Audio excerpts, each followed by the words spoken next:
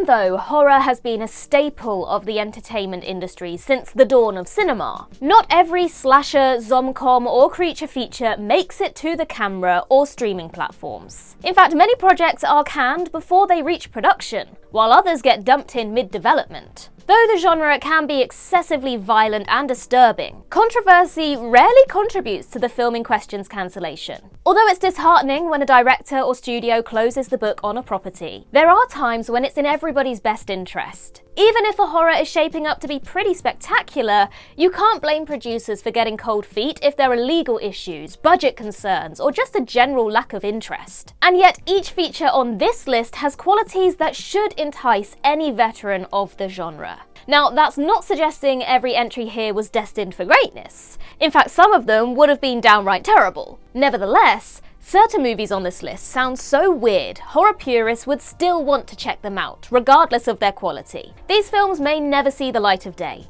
but we can still pine for what could have been. I'm Ellie for What Culture, and these are 10 cancelled horror movies we'll never get to see.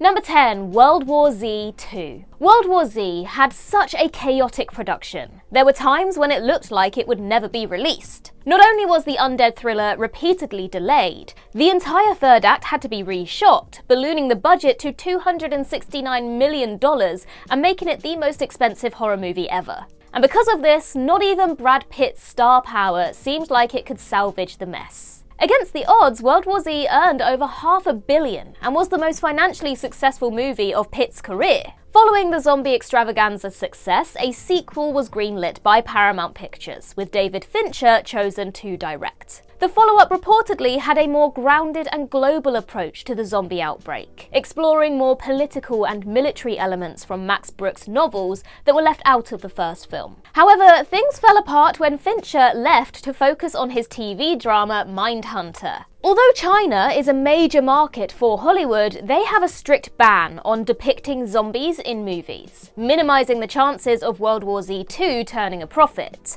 The first installment wasn't released in China either, and with Paramount focusing on financially viable products like Mission Impossible and A Quiet Place at the time, it wasn't a surprise when World War Z 2 got the chop. Number 9, David Cronenberg's Frankenstein. With Guillermo del Toro's Frankenstein coming out this year, now is the perfect time to reflect on David Cronenberg's unrealized Frankenstein project. Cronenberg has influenced body horror more than any other director thanks to his work on The Fly, Videodrome, Naked Lunch, and many others. With his track record, he seemed destined to adapt Mary Shelley's acclaimed novel, considering it's the most famous body horror story of all time. Though it never came to pass, Cronenberg was set to helm a modern version of Frankenstein, where he'd team up with Pierre David, whom he collaborated with on The Brood, which also revolved around a deranged scientist creating a new type of human. In the Cronenberg on Cronenberg book, the director explained his incarnation of Frankenstein, stating, quote, "It would be more a rethinking than a remake. For one thing, I tried to retain Shelley's original concept of the creature being an intelligent, sensitive man, not just a beast."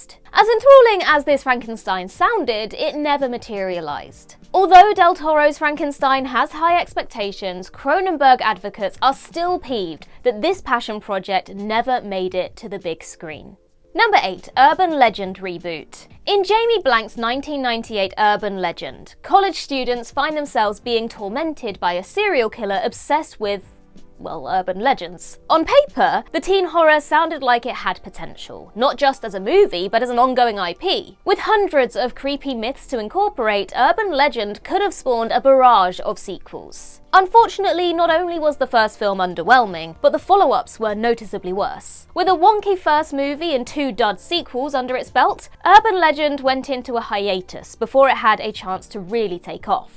However, the franchise appeared to receive a second life in 2020 when an Eli Roth-produced reboot was announced. Although reboots have a habit of retreading old ground, the property now had even more urban legends than ever to draw upon, thanks to myths surrounding the internet, social media, and creepypastas. And when Grave Encounters co-director Colin Minihan was hired to oversee the project and the main characters were cast, the new urban legend seemed good to go.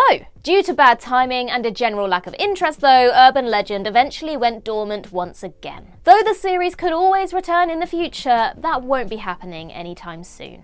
Number 7. Little Shop of Horrors. In Little Shop of Horrors, poor florist Seymour finds himself drawing enormous crowds after advertising an alien plant he discovered. But when Seymour learns the volatile flower needs human blood to survive, his whole world turns upside down. Save for the pre-fame appearance of Jack Nicholson, the original Little Shop of Horrors wasn't particularly memorable. But much like the killer plant itself, Little Shop of Horrors took on a life of its own when it was turned into a Broadway musical. The show was such a success, it spawned a new film in 1986 directed by Frank Oz. It didn't make much money, but has since developed a massive cult following. Over 40 years after the musical debuted, the fan base for Little Shop of Horrors is still going strong. So, when a new adaptation was announced in 2020, people were hyped. The project would have had an all-star cast, including Taron Egerton as Seymour, Scarlett Johansson as Audrey, Chris Evans as Orin, and Billy Porter voicing the carnivorous plant. Even though the potential was there, COVID-related delays caused Little Shop of Horrors to be shelved indefinitely. This one makes me very sad. I, for one, am a big fan of Little Shop of Horrors, the musical. Number 6. Rob Zombie's The Blob. It's astounding how The Blob has remained a recognised horror IP for well over half a century, considering there have only been 3 movies surrounding the amorphous alien. However, it's understandable why the horror community is fascinated by The Blob. After all, the idea of a growing mass of goo swallowing everything it touches is creatively terrifying. Though there have been several attempts to reboot the property, nothing ever comes of it. At one point, the Devil's Rejects director Rob Zombie was set to remake The Blob, and based on Alex Hawley's incredible concept art, the film would take a major departure from previous installments, with the titular extraterrestrial turning its victims into undead creatures. Ultimately, Zombie's ambitions for the project dried up after the negative reception he received for Halloween 2. As the White Zombie frontman once told Empire, quote, "I didn't want to do another remake. If it's too similar to the original, everybody wonders what the point was. But if it's too different, everybody complains that it's too different." Believing he couldn't win no matter what approach he took, Zombie walked away, encouraging the studio to abandon the Blob remake. Number 5. Haunted. Henry James's turn of the screw has captivated hearts and imaginations for over a century. Sadly, most adaptations of the Gothic novella haven't been great, since they usually focus on the spooky elements rather than psychological aspects, the subtle scares, and the ambiguous story. With the most recent version, The Turning, probably the worst version yet. With that said, one adaptation, simply called Haunted, looked like it could capture the spirit of the book perfectly. The project would have been directed by Juan Carlos Fresnadillo, best known for overseeing 28 Weeks Later, with a script from Chad and Carey W. Hayes, renowned for their work on the Conjuring universe. More importantly, Haunted would have been produced by none other than Steven Spielberg. With so much talent on board, this version of The Turn of the Screw was shaping up to be the best of the lot. But mere weeks before production began, all plans were put on hold despite $5 million having already been spent on it. Due to creative differences, all the main parties involved couldn't see a way to move forward. And just like that, a potential classic vanished into thin air. Number 4. At the Mountain of Madness. A H.P. Lovecraft 1936 novella, At the Mountains of Madness, follows a geologist who uncovers an ancient alien civilization in Antarctica. As he explores, he stumbles upon all sorts of nightmarish beings, including iconic Lovecraftian monsters like the Elder Things and the Shoggoths. Lovecraft is a niche market, which is why most adaptations have a very small budget. However, Guillermo del Toro wanted his version of At the Mountains of Madness to be a big-budget epic. Producer James Cameron pushed this idea further, suggesting Tom Cruise for the lead and shooting the project in 3D. And with ILM and Weta overseeing the visuals, At the Mountains of Madness would have been monumental. Sadly, Del Toro's uncompromising vision is what led to the movie's demise. With a budget of $150 million, Universal wasn't keen on financing a horror picture, especially since it was intended to be R-rated. And due to the lack of a traditional monster or resolution, the studio didn't have a clue how to market it. Also, since the story had a lot of resemblance to Prometheus, which was released around the same time, Del Toro wasn't shocked when the plug was pulled. That said, there is still some hope, since Guillermo told IndieWire last year that he's considered adapting the story as a stop-motion feature. Though Del Toro's original vision is dead, At the Mountains of Madness may still get adapted in one way or another. Number 3. Tobe Hooper's Spider-Man. Sam Raimi's Spider-Man hit theaters back in 2002, changing the landscape of superhero blockbusters forever. However, the web-slinger could have come to the big screen much earlier. No, not James Cameron's terrible version. During the 1980s, Texas Chainsaw Massacre director Tobe Hooper was eyed to helm a Spider-Man film produced by Cannon. The higher-ups at Cannon knew nothing about the comics and assumed old Webhead was a hybrid monster like the Wolfman. With this misconception in mind, Leslie Stevens wrote a treatment for Spider-Man the movie akin to a body horror thriller. In this script, Dr. Zork bombards Peter Parker with radiation, turning him into a human tarantula. Though Zork expects Parker to rule over a race of super mutants, the spider hero turns on the maniacal scientist. Spider-Man co-creator Stan Lee shut down all plans for this production because, well, why the hell wouldn't he?